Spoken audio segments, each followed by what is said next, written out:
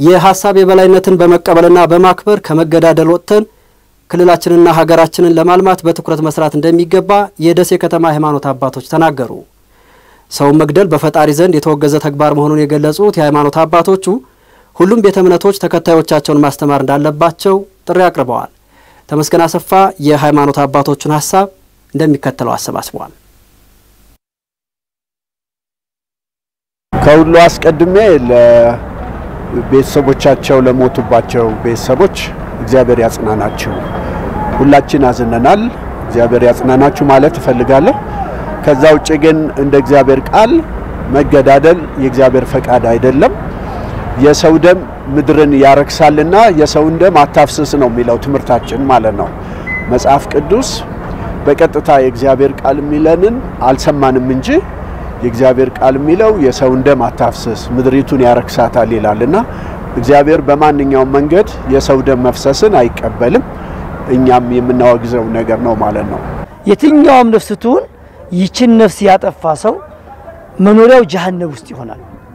ያንዲት እንደው ዛሙ ነፍስ ያጠፋ ሰው የዓለምን ህዝብ ነፍስ እንዳጠፋ ይቆጠራል። ነፍስን ማዳን ነው እንጂ ማጥፋት በጣም ከባድ ነው። እኔ በዚህ አይነት ሐሳብ ውስጥ ያለን ሰዎች ከዚህ ሐሳብ መውጣት አለበት። የትኛውም እምነት አይፈቅድም። የትኛውም እምነት ነፍስን በማጥፋት ገነት ትገባለህ ወይም ጀነት ትገባለህ ብሎ ያስቀመጠ አንድም የሃይማኖት ተቋም ይኖራል ብዬ አልገምትም።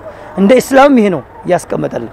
እኔ አሁንም ቆም ብለን ማሰብ ብንችል ቆም ብለን ወደ እምነታችን ብንመለስ ለሀገር ይጠቅማሉ የሚባሉ ሰዎች ለሀገር ትልቅ ደረጃ ያደርሳሉ ያሻግራሉ ተብሎ የሚባሉ ሰዎችን ያጣን በመጣን ቁጥር አገርን ያደህየ ነው። ከአስርቱ ትእዛዛት አንዱ አትግደል ነው። አትግደል ነው። አታመንዝር፣ አትስረቅ፣ ያንተ ያልሆነው ሁሉ አትመኝ እያለ ቤተክርስቲያናችን ዛሬ አይደለም ቀድማ ታስተምራለች።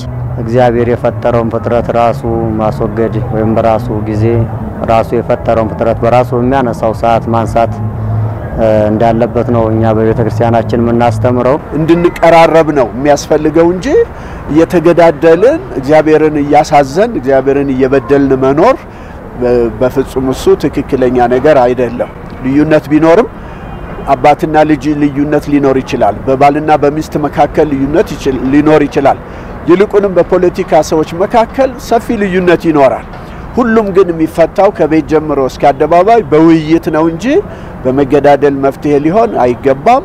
በዚህ አጋጣሚ መልእክት ማስተላልፈው ለመላው ህዝባችን በኢትዮጵያ ኦርቶዶክስ ቤተክርስቲያን ምርት ተከታይም ያሉ አሁን ከመንግስት አካልም ጋር ውይይት ያደረገ የሀገራችንን ችግር እየፈታን ችግሮችን መቅረፍ እንዳለብን ነው መልእክት ማስተላልፈው። እኛ የሃይማኖት አባቶች እንደገና ቁጭ ብለን ማሰብ አለብን። ህዝባችንን የከሌ ይሄን ያህል ሃይማኖት ቁጥር አባል አለኝ ከማለት ባለፈ እንደ እግዚአብሔር ቃል እንዲኖሩ ሰብሰብ አድርገን የስነ ምግባር ሰዎች እንዲሆኑ በመገዳደልን እንዲጠሉ የሰው ደም ማፍሰስን እንዲጠሉ አድርገን የማስተማር የመመካከር መድረኮችን የማዘጋጀት ኃላፊነት አለብን።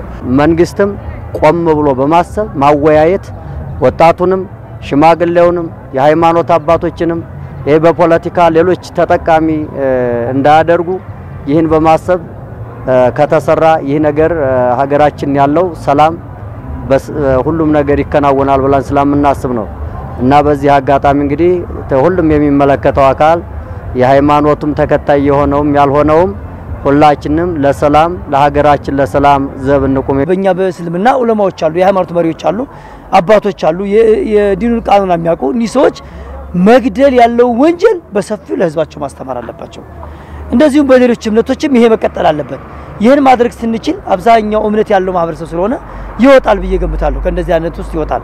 ሌላው መንግስት ኦፕን መሆን አለበት፣ ክፍት መሆን አለበት። ውይይት ግልጽ ውይይቶች መደረግ አለበት።